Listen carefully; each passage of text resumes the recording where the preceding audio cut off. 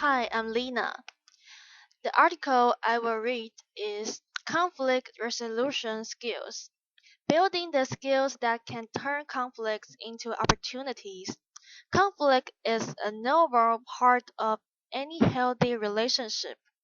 After all, two people cannot be expected to agree on everything all the time. Learning how to deal with conflict rather than avoiding it is crucial. When conflict is mismanaged, it can cause great harm to a relationship. But when handled in a respectful, positive way, conflict provides an opportunity to strengthen the bond between two people. By learning these skills for conflict resolution, you can keep your personal and professional relationships strong and growing. Understanding conflict in relationships. Conflict arises from differences, both large and small. It occurs whenever people disagree over their values, motivations, perceptions, ideas, or desires. Sometimes these differences appear trivial, but when a conflict triggers strong feelings, a deep personal need is often at the core of the problem. These needs can be a need to feel safe and secure, a need to feel respected and valued, or a need for greater closeness and intimacy. Conflicts arise from differing needs. Everyone needs to be understood, nurtured, and supported, but the ways in which these needs are met vary widely. Differing needs for feeling comfortable and safe create some of the most severe challenges in our personal and professional relationships. Think about the conflict need for safety and continuity versus the need to explore and take risks. You frequently see this conflict between toddlers and their parents. The child's need is to explore, so the street or the cliff meets a need, but the parent's need is to protect the child's safety. So limiting exploration becomes a bound to contention between them. The needs of both parties play important roles in the long-term success of most relationships, and each deserves respect and consideration. In personal relationships, a lack of understanding about differing needs can result in distance, argument, and breakups. In workplace conflicts, differing needs are often at the heart of bitter disputes, sometimes resulting in broken deals, fewer profits, and lost jobs. When you can recognize the legitimacy of conflicting needs and become willing to examine them in an environment of compassionate understanding, it opens pathways to creative problem solving, team building, and improved relationships. Conflict 101. A conflict is more than just a disagreement. It is a situation in which one or both parties perceive a threat, whether or not the threat is real. Conflict continue to fester when ignored, because conflicts involve perceived threats to our well-being and survival. They stay with us until we face and resolve them. We respond to conflicts based on our perceptions of the situation, not necessarily to an objective review of the facts. Our perceptions are influenced by our life experiences, culture, values, and beliefs. Conflicts trigger strong emotions. If you are not comfortable with your emotions or able to manage them in times of stress, you won't be able to resolve conflicts successfully. Conflicts are an opportunity for growth. When you are able to resolve conflict in a relationship, it builds trust. You can feel secure knowing your relationship can survive challenges and disagreements. Conflict may feel more threatening to you than it really is. Do you fear conflict or avoid it at all costs? If your perception of conflict comes from frightening or painful memories from previous unhealthy relationships or early childhood, you may expect all present-day disagreements to end badly.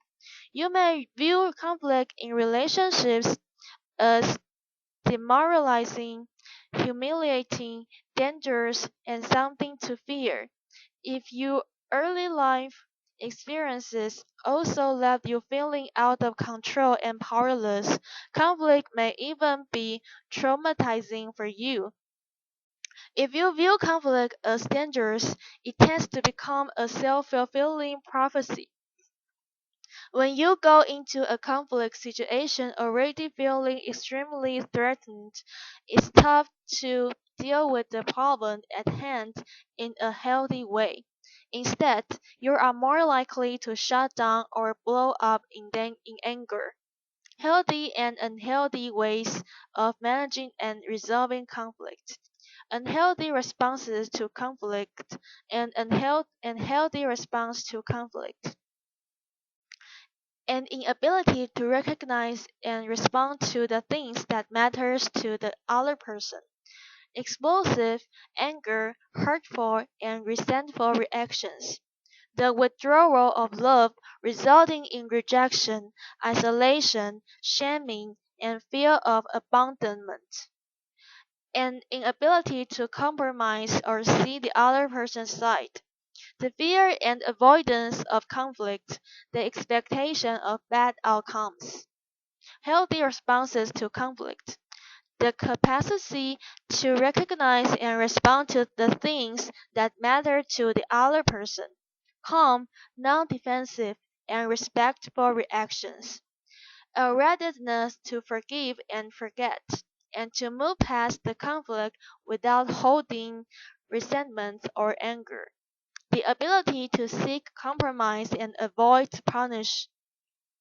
A belief that facing conflict heads on is the best thing for both sides. Successful conflict resolution depends on your ability to regulate stress and your emotions. Conflict triggers strong emotions and can lead to hurt feelings, disappointment, and discomfort. When handled in an unhealthy manner, it can cause irreparable rifts, resentments, and breakups. But when conflict is resolved in a healthy way, it increases our understanding of one another, builds trust, and strengthens our relationship bonds. If you are out of touch with your feelings or so stressed that you can only pay attention to a limited number of emotions, you won't be able to understand your own needs.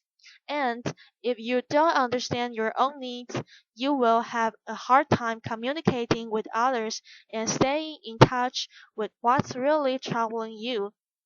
For example, couples often argue about petty differences. The way she hangs the towels, the way he slams his soap, rather than what is really bothering them. The ability to successfully resolve conflict depends on your ability to manage stress quickly while remaining alert and calm. By staying calm, you can accurately read and interpret verbal and nonverbal communication. Control your emotions and behavior. When you are in control of your emotions, you can communicate your needs without threatening, frightening, or punishing others. Pay attention to the feelings being expressed as well as the spoken words of others. Be aware of and respectful of differences. By avoiding disrespectful words and actions, you can almost always resolve a problem faster. To successfully resolve a conflict, you will need to learn and practice two core skills: the ability to quickly reduce stress in the moment and the ability to remain comfortable enough with your emotions to react in constructive ways even in the midst of an argument or a perceived attack. Quick stress relief, the first core conflict resolution skill. Be able to managing and relieve stress in the moment is the key to staying balanced, focused, and in control, no matter what challenges you face. If you don't know how to stay centered and in control of yourself, you will become overwhelmed in conflict situations and unable to respond in healthy ways. Psychologist Cornelius uses a driving analogy to describe the three most common ways people respond when they're overwhelmed by stress. Foot on the gas. An angry or agitated stress response. You are heated, keyed up, overly emotional, and unable to sit still. Foot on the brake. A withdrawn or displaced stress response. You shut down, space out, and show very little energy or emotion. Foot on both gas and brake. A tense and frozen stress response. You freeze under pressure and can't do anything. You look paralyzed, but under the surface you are extremely agitated. Stress interferes with the ability to resolve conflict by limiting your ability to accurately read another person's nonverbal communication. Hear what someone is really saying. Be aware of your own feelings. Be in touch with your deep rooted needs. Communicate your needs clearly. Is stress a problem or you? You may be so used to being stressed that you are not even aware you are stressed.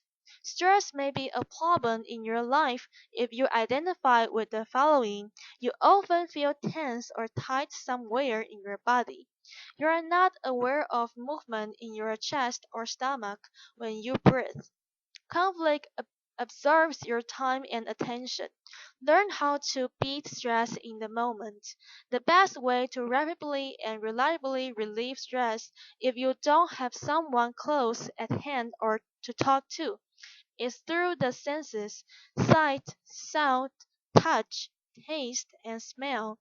But each person responds differently to sensory input, so you need to find things that are soothing to you. Emotional awareness, the second core conflict resolution skill. Emotional awareness is the key to understanding yourself and others. If you don't know how you feel or why you feel that way, you won't be able to communicate effectively or resolve disagreements. Although knowing your own feelings may sound simple, many people ignore or try to sedate strong emotions like anger, sadness, and fear. Your ability to handle conflict, however, depends on being connected to these feelings. If you are afraid of strong emotions, or if you insist on finding solutions that are strictly rational, your ability to face and resolve differences will be impaired. Why emotional awareness is a key factor in resolving conflict. Emotional awareness, the consciousness of your moment to moment emotional experience, the ability to manage all of your feelings appropriately, is the basis of a communication process that can resolve conflict. Emotional awareness helps you understand what is really troubling other people, understand yourself, including what is really troubling you. Stay motivated until the conflict is resolved. Communicate clearly and effectively. Attract and influence others. Assessing your ability to recognize and manage emotions. The following quiz helps you assess your level of emotional awareness. Answer the following questions with almost never, occasionally, often. very frankly, or almost always. These are no right or wrong responses, only the opportunity to become better acquainted with your emotional responses. What kind of relationship do I have with my emotions? Do you experience feelings that flow, encountering one emotion after another as your experiences change from moment to moment? Are your emotions accompanied by physical sensations that you experience in places like your stomach or chest? Do you experience discrete feelings and emotions such as anger, sadness, fear, joy, each of which is evident in subtle facial expressions?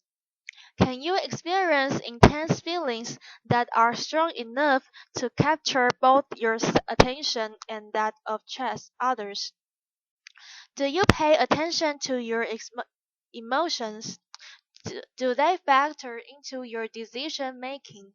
If any of these experiences are unfamiliar, your emotions may be turned down or even turned off. In either case, you may need help developing your emotional awareness. You can do this by reading Developing Emotional Awareness. Nonverbal communication plays a big role in conflict resolution. The most important information exchanged during conflicts and arguments is often communicated nonverbally. Nonverbal communication is conveyed by emotionally driven facial expressions, posture, gesture, pace, tone, and intensity of voice. The most important communication is wordless. When people are upset, the words they use rarely convey the issues and needs at the heart of the problem. When we listen for what is felt as well as what is said, we connect more deeply to our own needs and emotions and to those of other people. Listening in this way also strengthens us, informs us, and makes it easier for others to hear us.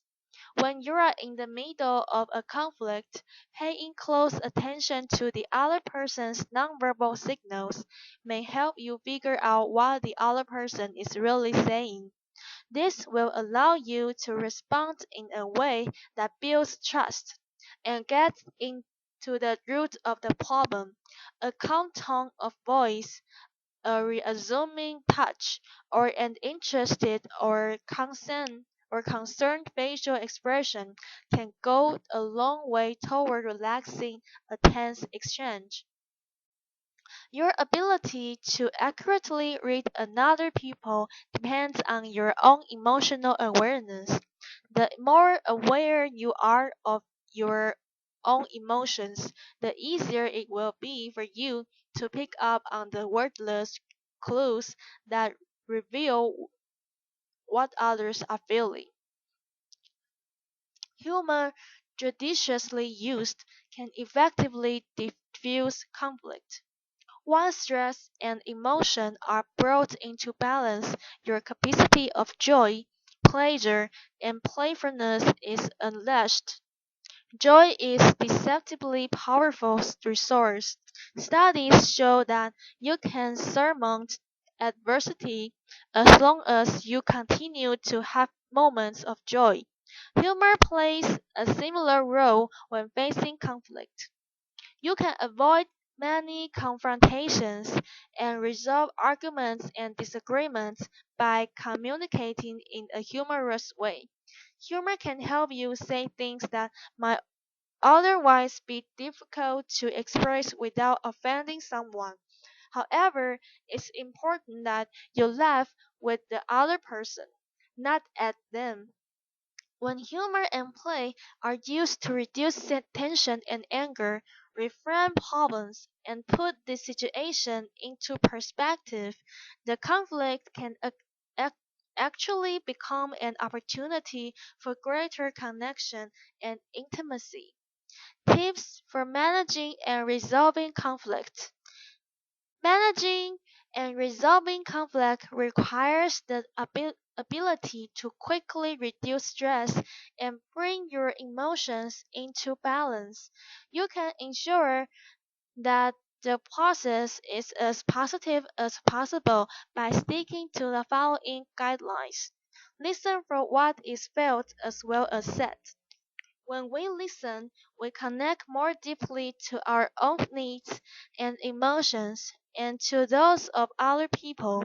Listening also strengthens us, informs us, and makes it easier for others to hear us when it's our turn to speak. Make conflict resolution the priority rather than winning or being right. Maintaining and strengthening the relationship rather than winning the argument should always be your first priority. Be respectful of the other person and his or her viewpoint. Focus on the present. If you are holding on to grudge based on past resentments, your ability to see the reality of the current situation will be impaired. Rather than looking to the past and assigning blame, focus on what you can do in the here and now to solve the problem. Pick your battles. Conflicts can be draining, so it's important to consider whether the issue is really worthy of your time and energy.